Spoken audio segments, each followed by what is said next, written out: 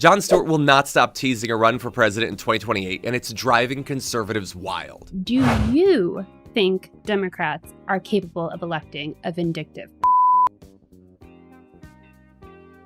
I do. I absolutely think they're capable.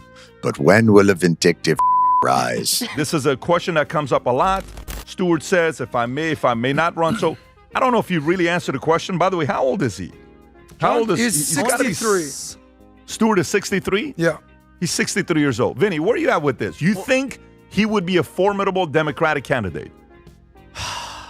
I don't even know if that word, like that phrase actually exists, because at the end of the day, Pat, first of all, he went from telling jokes to becoming one. You're on, what, by the way, what channel is he on right there? What channel? Comedy Central. Comedy Central. Okay, he's up there preaching like from a pulpit, like he's on CNN. Okay, like you're talking serious politics on CNN is like going to a strip club and the stripper shuts off the music and she starts talking about foreign policy. I don't want to hear it. Wrong room. Tell jokes. Be funny. Okay, and by the way, you know what really disappoints me about him? He has a good heart. He's actually a really good dude. Do you remember he fought Congress after 9/11 because of the health care and the compensation for respiratory illness for all the first responders and stuff? He's a good dude. COVID, he was one of the ones that went on Stephen Colbert and bashed him and made him look like an idiot on his own show. He has a good heart, but this whole Trump, Hitler, like especially coming from a Jewish guy, you sound like a moron, John. Okay, what are you doing? To go around and strategize about, we've got to figure out what to do. And here, like, what's wrong in rural America? Come up with plans that will address that, and you will improve your chances in those areas. Not, what if we all curse more like regular people? Like, that's what's them up. And by the way, I was on the vanguard of that cursing. You were. Thing. I just want to point that out. You were. So who's voting for me? Come on, guys. Who's with me? I'm interested. You had said a couple of concerning things. I think that you're better than some of the names being thrown out there, I guess I would say. So creative ideas considered from my standpoint. That idea of fetishizing the little guy and we the people, when in fact the opposite has occurred and the Supreme Court has empowered really this kind of much more authoritative processing of all those avenues.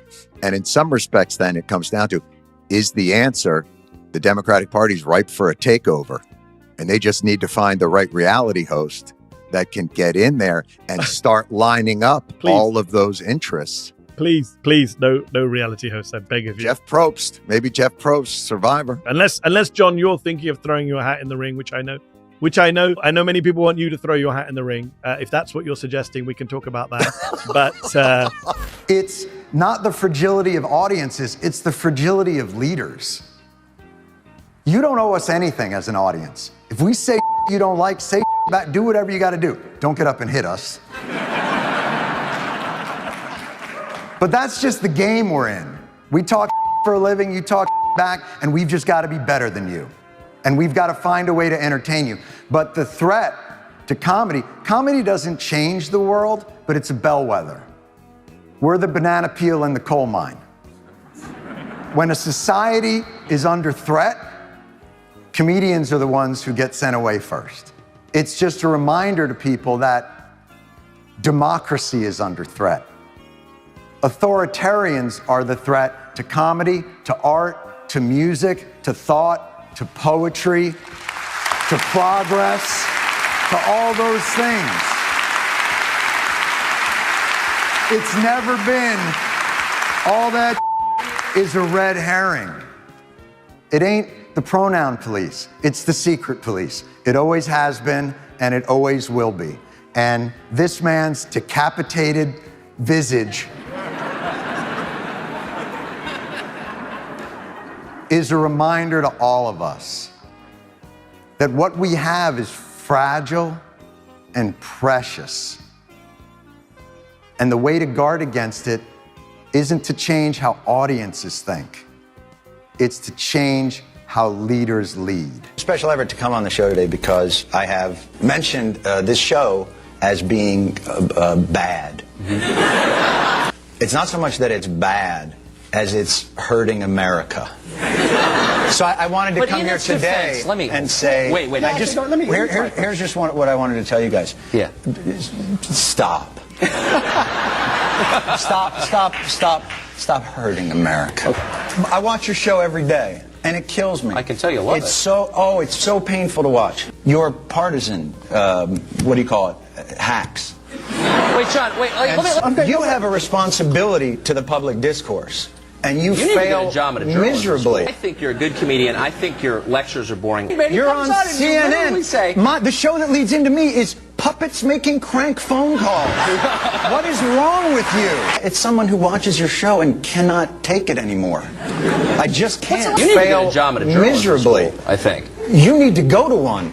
Now, this is theater. I mean, it's obvious. How old are you? 35. And you wear a bow tie. Yeah, I do. I hate so at all. I do think you're more fun on your show. Just my opinion. But Jon Stewart goes one-on-one with his fans. You're as big a your show as you are on any show. I would love to see Jon Stewart run in 2028. If we're talking about like a change agent coming from the outside that's really going to shake things up, and somebody that I feel like can speak to, all people. Plus, he's a celebrity who actually knows what they're talking about. We've seen him get legislation and stuff, passed before. Like, we know where his heart is. He'd be somebody I'd like to see really get in the race and disrupt things in 2028. Maybe a Jon Stewart Colbert ticket, because Colbert's not going to have a job. If it comes down to Jon Stewart versus most of the current Democratic slate, I'm voting Stewart every time. But if the DNC actually starts reading the room and gets behind the progressive momentum that is clearly building, we may not need him at all. And that's very obviously exactly what Jon Stewart is hoping will happen. AOC looks likely to run in 2028, and with genuine party support behind her, she could be a genuine force and a real path towards a more equitable America. It's good that Stewart is keeping his name in the conversation, at the very least because it's keeping both parties and Vinny on their toes. But for his sake and for ours, let's hope it doesn't actually come to that.